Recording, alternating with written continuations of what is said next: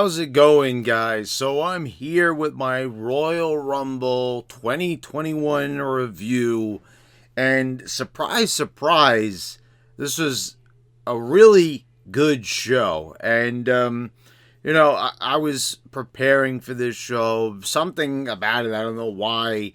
I wanted to watch all the different Rumble pay-per-views that I hadn't seen leading up to this. There's something about the Rumble match. Every Rumble match that they've had, I've never seen like a terrible Rumble match. I've seen some that are like just okay, but they're always at the very least decent, serviceable, fun matches. There's just something about the format. This is something that the business is indebted to Pat Patterson for. This is a match type that could, it could be replicated in other promotions. But WWE will always basically have the patent on this match type. So it always ends up being a pretty good show. And the surrounding matches, I don't know, to me, a lot of times, a lot of people say SummerSlam is the second biggest pay-per-view. To me, the Royal Rumble always seemed a bit more important. I don't know what it was, but it's the fact that it's in conjunction with WrestleMania, that the events of the Royal Rumble always lead into WrestleMania. And perhaps it is because of lackluster SummerSlams over the past decade or so.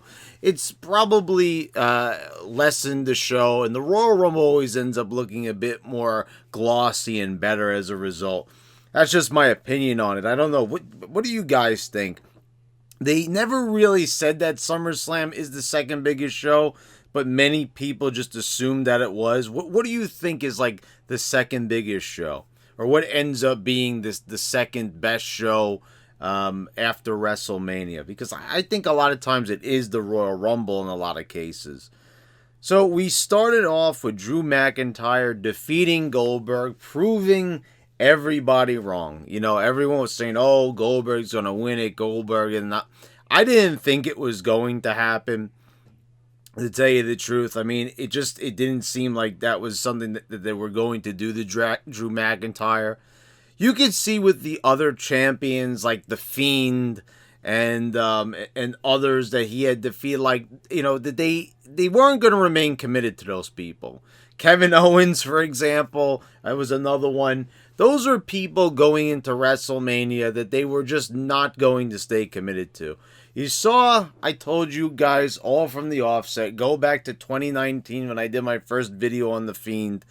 I saw right away, I was like, this is a character that is not going to go places.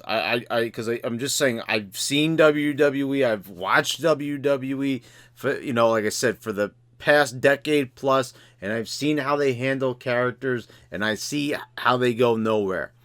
With Drew McIntyre, they're willing to stay committed to this guy. Why they had him drop the title to Randy Orton for like a month and then regain it, I can't tell you what the method to the madness was behind that decision. But for the most part, they've stayed with Drew since last WrestleMania. Have they not built on his character? Of course, just like anybody. Look, they have all the potential in the world with someone like Roman Reigns. We'll get to that match in a moment. And they still haven't done anything with that guy. And there's so much potential right there. Well, I'm going to talk about certain things on this show where I was I was kind of grinding my gears a little bit and thinking about what some of those things may be. So we've got this match here, and it's, this is basic flair for like when Goldberg gets in there. He hits a spear through the barricade. I like how it started off, actually. Drew hits the spear first, then, Goldberg then hits him with the spear through the barricade. This is like a spot that's like in every Goldberg match. I've talked about this a number of times.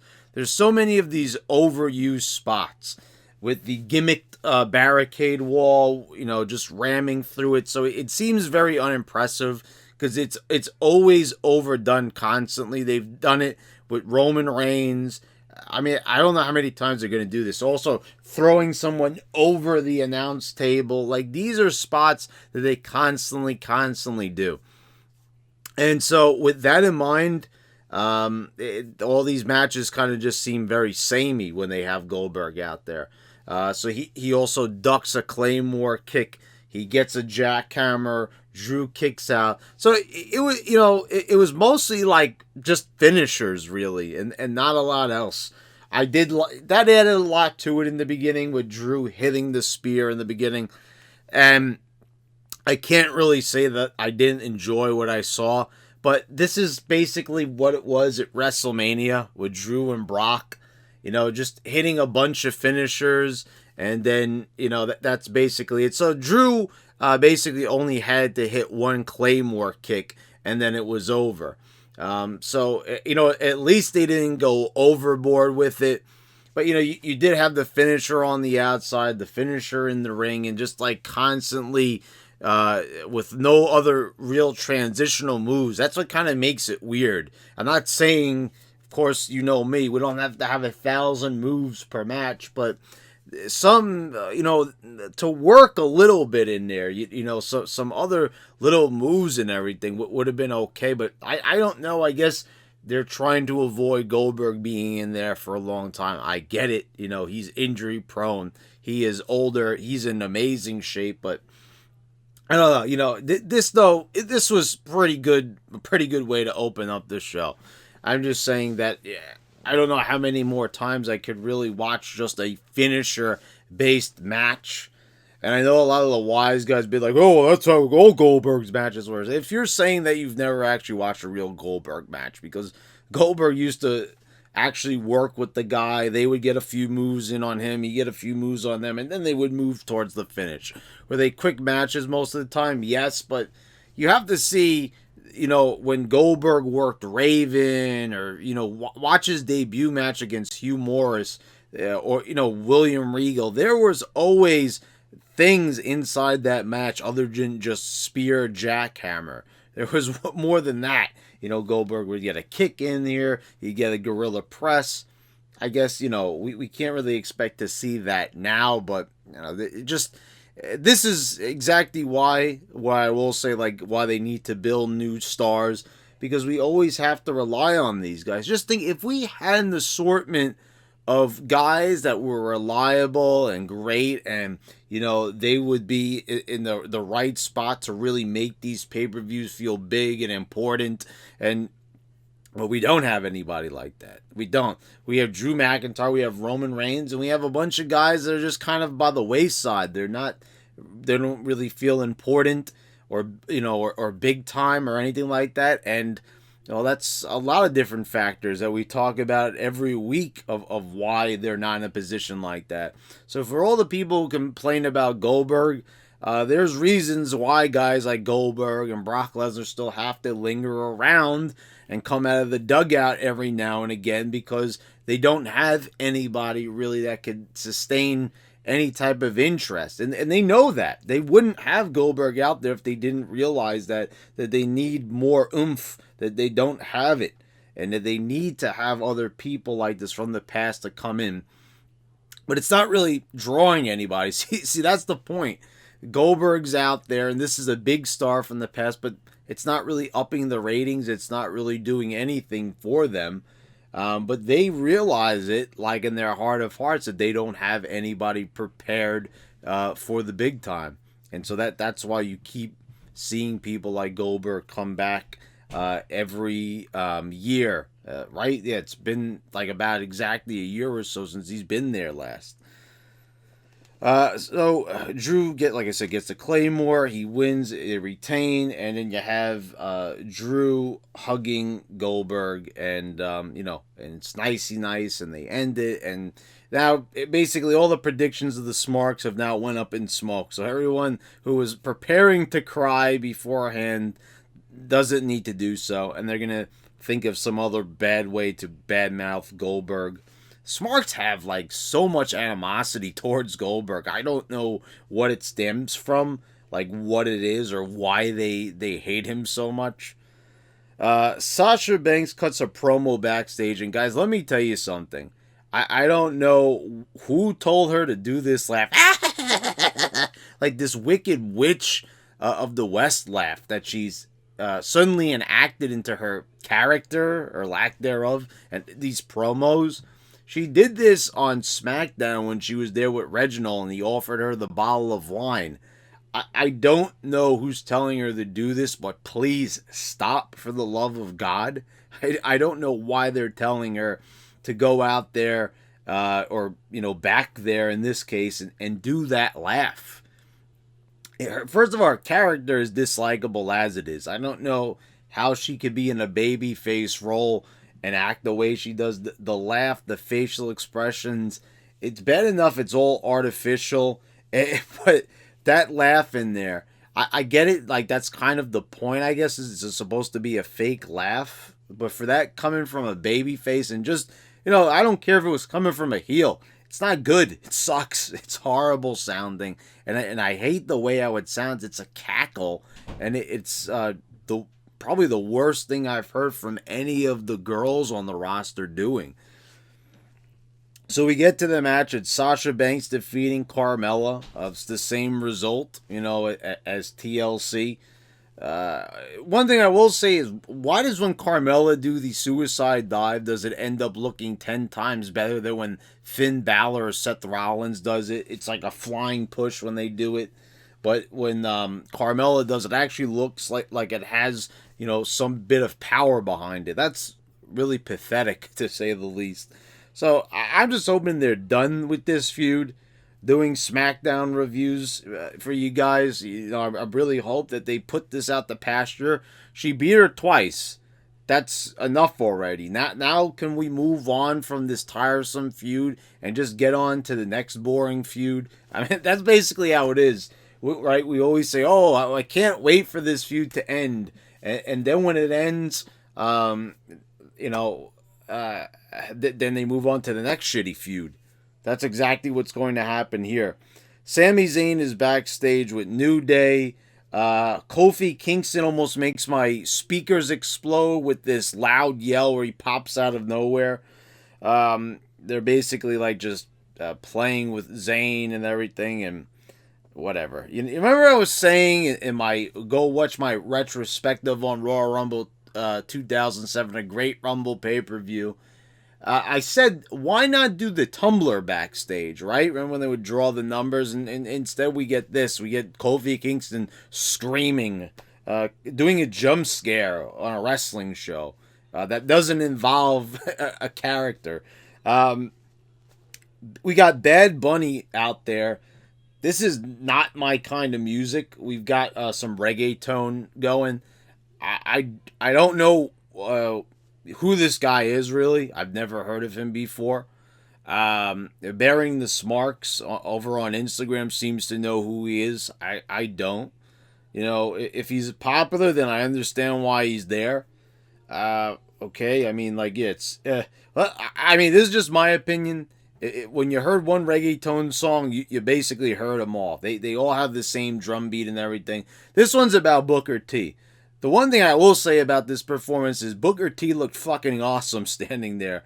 The announcers said, "Oh, what is he wearing? His GI Bro outfit from WCW?" No, but Booker T looked in amazing shape. See, this is what I'm saying. When you look at some of these younger guys, look at Booker T here, man, with the spotlight on him and everything. Booker T looked like a star, and we're talking about an older guy in his 50s. Who's been through everything in the business, and this is what I'm talking about. This is a star that you're not gonna have anybody writing songs about Seth Rollins. You're not gonna have anyone writing songs about Becky Lynch or Sasha Banks. No. But they will write songs about Booker T because Booker T looks like Booker T and Booker T acts like Booker T and Booker T is Booker T. So that is why they make songs about Booker T and they don't make songs about anyone on the current roster. They might make songs about Roman Reigns one day, but that's besides the point. So we get the women's Royal Rumble match, and I don't know what it is. When I sat down and I watched this show, I was like, I forget, is the Royal Rumble 4 hours? Or is it 3 hours? And then I was like, oh shit, I forgot there's 2 Rumbles. I don't know how that slipped my mind, but it did. So I was like, oh yeah, there's the women's Royal Rumble. Okay, so we to jump ahead, Bianca Belair wins this, and I'm okay with that. Bianca Belair is an impressive athlete. I'm not a huge, massive fan like a lot of people are. I don't think she's the future of women's wrestling, but compared to everyone else in the match, besides the legends who we'll talk about in a moment, I can see why they went with Bianca Belair. I am just happy it wasn't Rhea Ripley. God. See, this is the thing I got to talk about. So I had to take some notes here, which I don't normally do because there was a lot of people who appeared in here, obviously. And when we get to the men's one, I had to take notes on that too because there's no way I was going to remember it all. I wanted to talk about everybody, basically. So let's talk about one thing here. Shotzi Blackheart, Toni Storm, and Rhea Ripley. These are all NXT stars. One of which, Rhea Ripley, well, they were all in the Royal Rumble last year. And we saw Toni Storm at Survivor Series in 2019. But one thing about all these wrestlers, Ripley, Toni, Shotzi, what do they all have in common? They're all rockers. And they're all in NXT. Can I ask you a question? How many rocker characters can we possibly have? I mean, first of all, the first one really to do this was Ashley Mazzaro. But to me, Toni Storm is Ashley Mazzaro, or she's trying to be Ashley Mazzaro and everything. I know people are big fans of Toni Storm, and I've seen Toni Storm, and she seems like she's a decent wrestler, and people will say, oh, she's a way better wrestler than Ashley Mazzaro ever was. Well, I'm just saying, you have all these similar characters, and I get it, you're going to say they probably all bring something different to the table, but they're all, acting the same way. Who with Triple H, whoever, Shawn Michaels, who's ever involved in NXT and everything like that, do they not see that they have the same exact characters on the TV? Do you think maybe we should have a bit of a differential between the characters, that not everyone should be dressing the same way, with the heavy eye makeup and multicolored hair and, studs on hats and clothing? Have a rocker character, but don't have 2 others that are copying that same character. Everyone basically then looks the same. You can't have 3 Undertakers or 4 Shawn Michaels. You can't have everyone doing the same gimmick, dressing the same way. I just think it's odd. Jillian Hall returned and actually teamed up with Billie Kay. And the weird thing was about this is I don't remember which review it was. It was obviously a SmackDown review where I said Billie Kay reminds me of Jillian Hall. And Jillian Hall actually appeared in this Royal Rumble and actually teamed up with Billie Kay. And I thought that was ingenious because I guess they saw it too. They all came out with the same thing. I don't know why they didn't have Jillian actually sing her way down to the ring. They had her sliced bread theme playing. She was an underrated women's wrestler. In the ring, I remember she was pretty athletic, but it was all about character and everything. But yeah, they had the same goofy personality that made them both likable in their own way. Victoria returned, which I cannot believe that they had not ever had her in a Royal Rumble before. She hit a widow's peak. I wish she would have actually stayed in there a little bit longer. I don't understand why they can't. To me, Victoria in there. Well, she was actually in there for quite a bit of time. I think that she was. But Victoria actually still looked great. She actually stood out. I did notice with Jillian, she did gain quite a bit of weight, so they were trying to cover her up more. But Victoria ended up looking pretty good in there. Yeah, and she was, this is one of those divas where I know that's a dirty word, diva, right? But they're women. But the thing is, she had some of the greatest matches. I remember she had a steel cage match with Lita.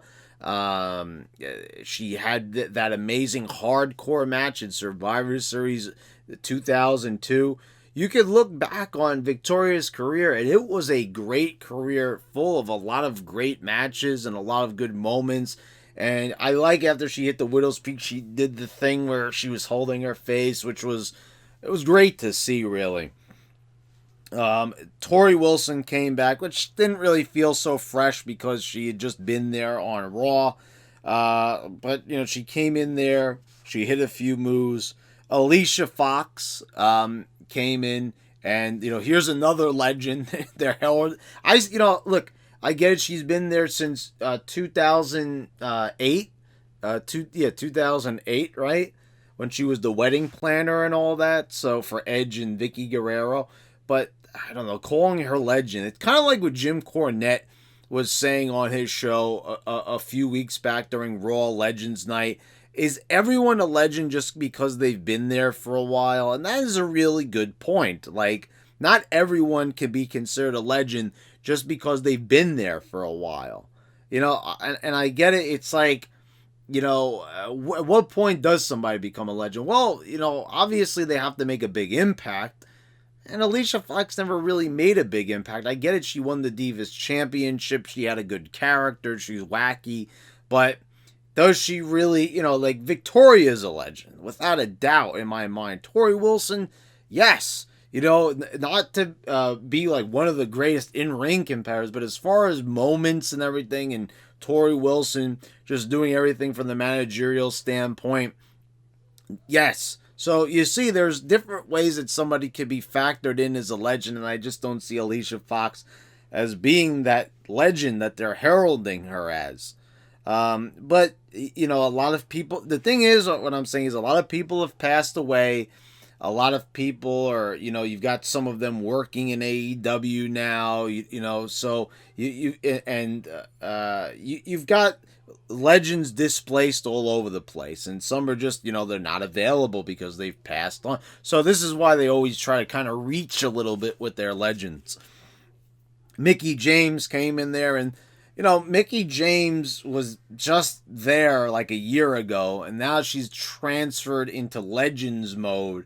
So, just because she signed a Legends contract, I guess she did, now she's all of a sudden a legend.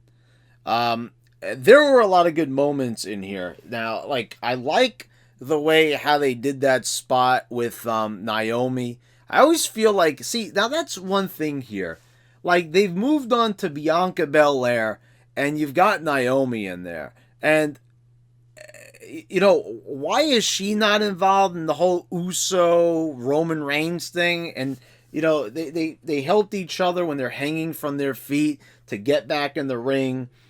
The ending with Rhea Ripley and Belair was actually kind of suspenseful. I like that. And then you get this spot where you've got Nia Jax in there with Tamina. And, like, this was, to me, the perfect opportunity where you see Nia Jax saying that she can't attack Tamina because she's family. How great would that have been? I get it that they won the tag titles on the pre-show, so they weren't going to do this. But how great would it have been if you just had Nia Jax and Tamina just destroy Shayna Baszler and just throw her out of the ring, and then they would have just then migrated over to SmackDown, and then you got Tamina on SmackDown, but now that there's basically no rules, as we saw because of the quarterly announcement that they made on SmackDown, have them move over to SmackDown, both of them, with Roman Reigns. And you could have started having this family gimmick that they're always talking about but never show you. Show the people who Roman Reigns is the head of the table as, we're not going to do that, of course, because we're just, we decided to put the tag titles randomly back on this team, which doesn't even make any sense. They're just throwing. They lost the belts. Now they regained the belts again. So now we're back to square one with them. But anyway, Belair wins, and this is good, I guess. Like I said, out of the choices, she is an impressive athlete. She's strong as hell. We saw what she did with Otis. She seems like she's a competent wrestler. So, I'm not like fawning over this or anything, but I could see it happening. We have let's see. Oh, and we had also the moment with R-Truth running in there as well. I almost forgot to mention that part. I put that down like at the bottom for some reason. So R-Truth runs in. They do the 24/7 thing, and Alicia Fox pinned Truth also in the match. And then R-Truth ends up pinning her back, and then Alicia Fox ends up running out after R-Truth. So you had that little moment in there as well. I thought, there was a rumor I saw a while back that they were getting rid of the 24/7 championship, and I don't know how many times they're going to do this continuous gag. And the thing that makes it even worse is that they forget about the 24/7 championship for a few months, and then they go right back to it again, it seems. So backstage, we have a moment with Miz and Morrison and Bad Bunny. They make fun of the fact that they made a song for Booker T. They offered him, to make an enterprise between the two of them, like some type of entertainment conglomerate, and, they get mad at him, and, that there's your little moment there with him and Bad Bunny. Whoever he is, I guess he's somebody. Then we have the panel, and we've got Peter Rosenberg there, and Sonya Deville, and I'm going to talk about Sonya Deville here in a moment. But so R-Truth comes to the table. Peter Rosenberg tells him, hey, is that John Cena over there? When he's distracted, Peter Rosenberg does a low blow, rolls him up, and he wins the 24/7 championship. Then he goes running off. And Sonya Deville and JBL, JBL, is great, like he always is. So he knows how to act. But then you've got Sonya Deville going, I don't know what just happened right now. Like she's trying to act like she's uncomfortable or something about this. And she's just like, she's so unnatural. Why is she there? Why is she in this authority figure role? And when have you ever seen like the authority figure like on the panel of all things? I don't know, but what I'm talking about here is her facial expressions, which she's so deadpan, it's almost like she's incapable of making any type of noticeable facial expressions. But whatever she was attempting to do there just looked horrible. She was like, I don't know what to do with myself right now. Like Sonya Tron 3. Like she's so robotic. And I don't know what it is, or, if they feel sympathetic towards her because of what happened, with that fan stalking her and all that. And, thank God nothing did happen with that. But this whole thing with her just being catapulted into this role, which is like a major role because they're showing her like she's above everybody. She's an authority figure. She did nothing on the show really to warrant this, like ever have any good promo performances. She never had a character, mind you. But then they all of a sudden say, hey, you know what? We're going to give you a role which all you do is talk. Except a lot of times she doesn't talk and she just stands there and looks and does like one-word responses. And she's on a panel, and that's exactly what she was doing there. I don't know. Sonya Deville just... it's funny how she was saying with Charlie that like she says like, oh, you uncomfortable right now? Because like Charlie was saying she's happy to have her there. And like it seemed like, no, Sonya, you're the one who's uncomfortable being there. Like it's almost like you haven't been there for a few years and you're just totally lost and you don't know what to do with yourself. Roman Reigns and Kevin Owens in the last man standing match. This was actually a really good match. They hit a lot of big... See, I just have a big problem with a guy the caliber of Kevin Owens, which is the low caliber, of him getting up from like doing a senton off of a forklift through a table, Also, the other thing, he gets up from the same exact spot that he was out for with weeks, which they acknowledge it on commentary, by the way. The same exact spot, because it's the same arena. He throws him off through a table from like up where they're streaming the fans through the video screens, and he gets up after that. And he wasn't getting up at the end of the show. And I know you could say, well, that's wrestling. Well, maybe that is, but I mean, there's no consistency there. You know, you would think that when you take the same spot twice, you would be even more injured. But this, for some reason, it was less effective this time. Oh, I guess he hit it from a different angle. I don't know, but this was a pretty good match. I like the spot with the forklift. I see a lot of people online. Oh, it wasn't a forklift. It was a golf cart. Excuse me. I'm getting confused because there was a forklift involved with the senton from Owens, but it was a golf cart, which I thought was hilarious. People online were trying to say that, you know, Kenny Omega apparently used the golf cart at one point, like in the backstage like segment or something, and people were trying to say that, oh, they stole from AEW, they stole from Kenny Omega. But forgetting the simple fact that golf carts have been used in other matches in WWE, and actually one was used at one of the biggest WrestleManias of all time, WrestleMania 17, which even casuals and smarks agree was probably one of the greatest WrestleManias. Remember the Raven Triple H Big Show triple threat hardcore match? Does that ring any bells? Well, there was a golf cart involved in that one too. But people don't seem to remember that conveniently. Anyway, the match was good. I enjoyed it. And then you had this spot where I knew that once Reigns took out the handcuffs that he was going to end up being the one handcuffed. So he does. And Kevin Owens manages to handcuff him to a pillar, to like a support beam near the entranceway. And he handcuffs him very low. So, you know, Reigns can't get up because of the way he's angled with the handcuffs. I would advise anyone to watch this to see what I'm talking about, because he's like very low. So there's no possible way he could stand up. So the referee starts counting. As he gets to 9, Reigns pushes the ref. He gets knocked into something hanging from one of the decor. And Kevin Owens is there, and he's kind of like lingering around. And then you have Paul Heyman rushes in there, and Owens is just kind of there, and I guess he's like resting somewhere. Then you have Heyman, like he comes in with the key, and he's having big problems. So a new referee comes in, and he's counting as Heyman's trying to do it, and like the cuffs are not coming off. Like Heyman is like doing, because you know what it is? They're near the entrance ramp. There's no real lights over there.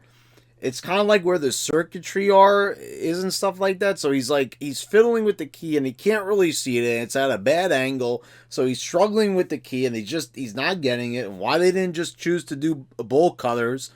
Like, I don't understand this. And I've said this with the audio and countless other things. Why, oh why, do they do this to themselves? You're in an empty arena. That you have all the time in the world. There's like nothing you need to set up. It's already set up there because this is what you're doing every single show. So it should be all hands on deck. There's no reason why this should have been as badly botched as it was. If you knew that you were going to do this spot where you're going to have Reigns at an awkward angle, like, then just use the bolt cutters to take it off of him. Like, instead you're giving him this little key where he has to search in the dark and see where the hole is on the handcuff. It just didn't make any sense. And it looked horrible because the referee gets to 8 and he stops counting because Reigns is supposed to win the match. Meanwhile, Owens is still just like, he's the one who did the handcuffing, but he's still off to the side somewhere. And I'm like, okay, this looks absolutely terrible. So finally, Heyman manages to get the handcuffs off him. And then Owens conveniently comes over. Reigns hooks on the guillotine choke. And that's it. And This is the other thing what I've got to say is like after all that, all those big moves off the forklift, also Reigns at one point spears him through the stage. That's not good enough, but a little headlock, yeah, that's what gets him. Not only did they ruin the finish, this is the thing. I gotta say they put a lot into this match. I enjoyed it, what I was seeing.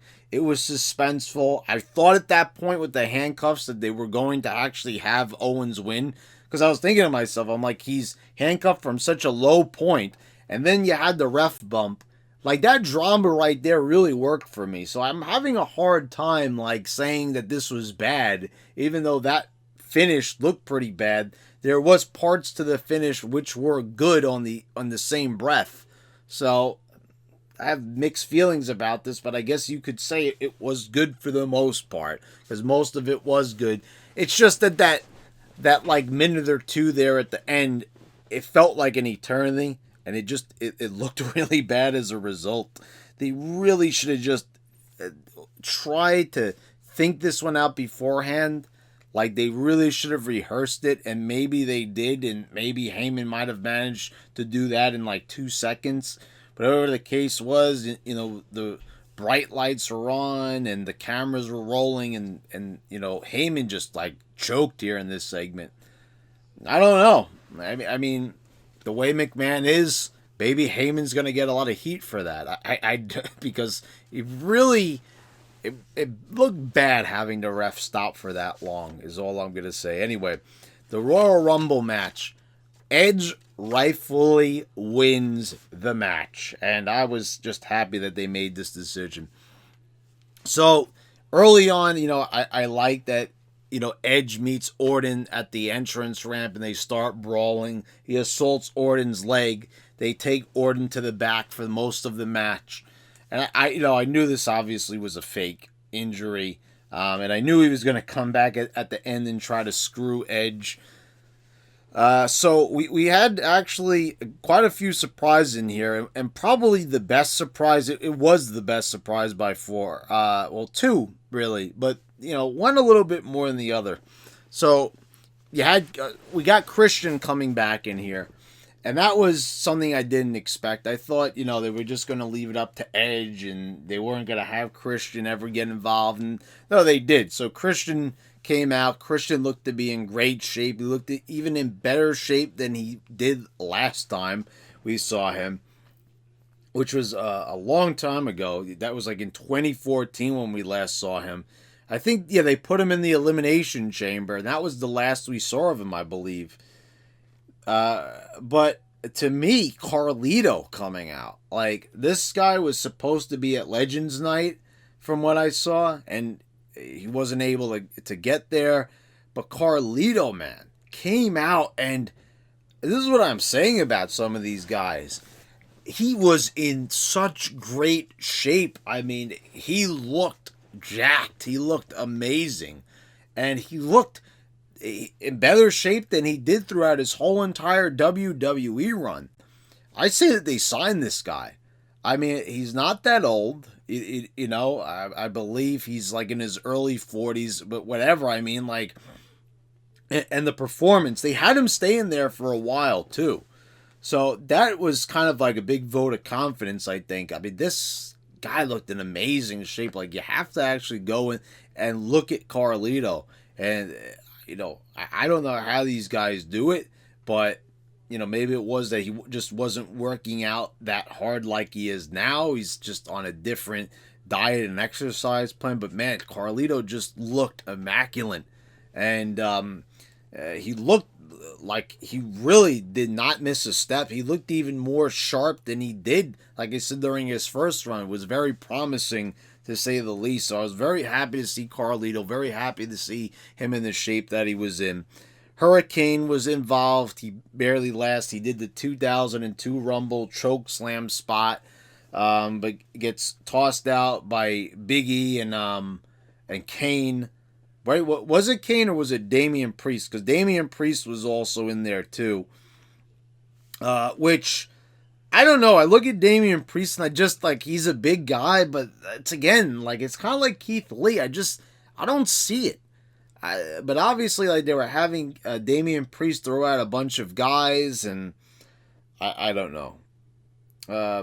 Apparently, we were supposed to really care big time about this guy. But can I ask a question here? Damian Priest and Aleister Black, aren't they like the same character pretty much? But now they're telling, oh, you're not supposed to care about Aleister Black, which is the guy who actually has the better overall look. You should care about Damian Priest instead. I'm like, it's kind of like that meme.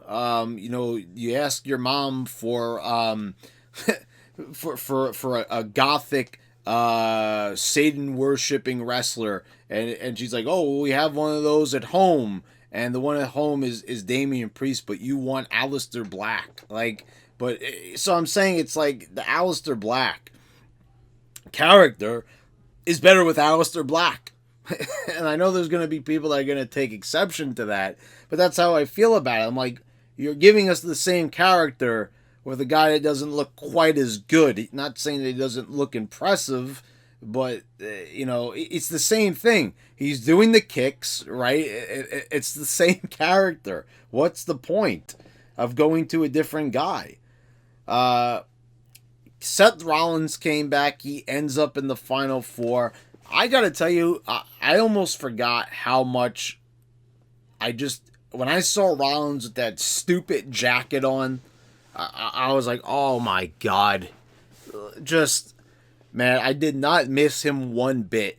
But here is Seth Rollins again. He's back. Congratulations to him for becoming a father. But man, oh man, we're back with this Messiah gimmick thing, and oh God, he's on SmackDown. So, unfortunately, you people voted to have me review SmackDown. I know that has a lot to do with Roman Reigns, but man, do we really have to watch this guy every week now? I suppose we do. So we're gonna be getting a lot more of this from now on, guys, which is just lovely, wonderful, wonderful.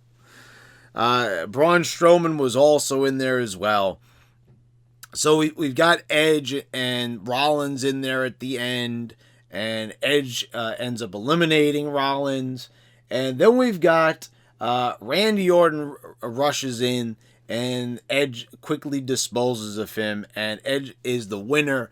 And you can really see like Edge with the facial expressions there at the end, very like heartfelt, and you can really tell it's like, because Edge came back like last year and he got injured right away, which was just fucking ridiculous.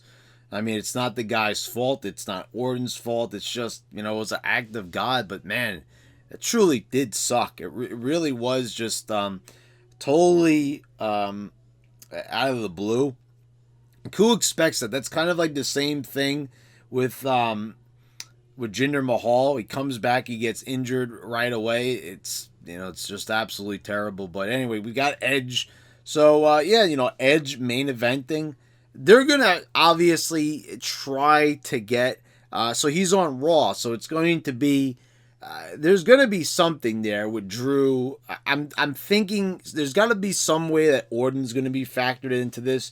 Because obviously the Orton thing is not finished, so they're going to have to do something, unless they decide to blow that off at Elimination Chamber. But there's going to have to be something with Orton. If they don't do that, if they don't resolve it, it's going to have to be something, maybe a triple threat match, Drew, Edge, and Orton, which I guess that would be okay. I always rather just have like a one-on-one match, but if that's what they're going to do, then I guess that's what they're going to do. So anyway, I thought this was a pretty good show. There was a lot to talk about on it. A lot of different appearances, a lot of good appearances. Like I said, the highlight for me was seeing Carlito.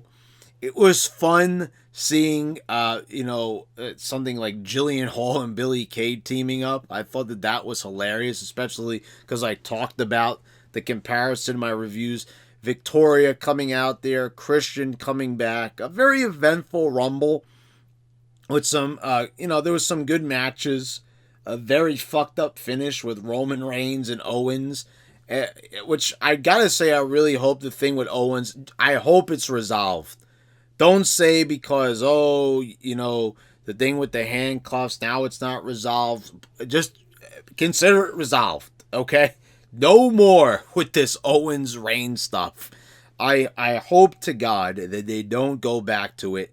I'm hoping this Friday I turn on SmackDown and Owens is doing something else. And Reigns is too. And the thing is, you have all the recipes here for, you've got Tamina, you've got Nia Jax, and you should have everybody in there. And right after the show, right after the show goes off the air, you know what I watched? I watched the Yokozuna Icon thing, which was really awesome. And, just there's something very fascinating. This is why I know, why Vince is fascinated with the Samoan family. I don't know. They all seem like great guys. They really do. Like the whole, how you say the Anoa family? Maybe that's probably why they didn't say it that much when The Rock was there and everything. That's a hard name to pronounce. But that Samoan family, the lineage, it's amazing. It really is just all those guys, all those brothers and cousins and everything. And they're all talented guys, and there's just something about them. They all just look like stars, all of them, from Yokozuna to The Rock to Roman Reigns, just all of them. So you have what my point is you have all these Samoans, and Reigns is supposed to be the head of the table of all these people. But here they are on the documentary. Why don't we get them on the show? Why, I'm just saying, for presentation's sake, instead of having, Paul Heyman, out there and having Roman Reigns just interact with all these other dweebs like Adam Pearce and Kevin Owens. Why are we not getting all the Usos out there? Why are we not getting, all the different cousins and everything? And like I said, you have Tamina. You have Nia Jax. You have both Uso brothers. Jey Uso is missing in action now, so we don't even have him. You have all this potential for all of these people to just be participants in this giant Samoan clan, and it could be just great stuff, but we're not going to get that. Instead, we're just going to get a boring feud with Kevin Owens and Roman Reigns, with just weird storylines with contract signings and authority figures that don't act like authority figures. And they got to just readdress this whole thing. There's a lot of potential to be had here. You've got a great family that they could take full advantage of, and they're not doing that. And I don't really understand why. You have all the people on the documentary. and Roman Reigns is in the documentary, mind you. And we're not doing anything with that. So I don't know. But anyway, I enjoyed this Rumble. I thought it was definitely one of the better ones. Very eventful. Lots of things happening. Even with the things that weren't so great, it still was something to talk about. And the Rumble matches were good. That's the thing that really catapulted this show for me. Both Rumbles were really good. As much as we talk about the divas and the women and everything, and how that... Look, if you ask me, this is way too much having two Rumbles. But they were good Rumbles, and I enjoyed it. So anyway, guys, I hope you all enjoyed the review. Please subscribe if you haven't already. Click the bell so you get all notifications when I post all my new videos. And thanks to all my patrons for your continued support.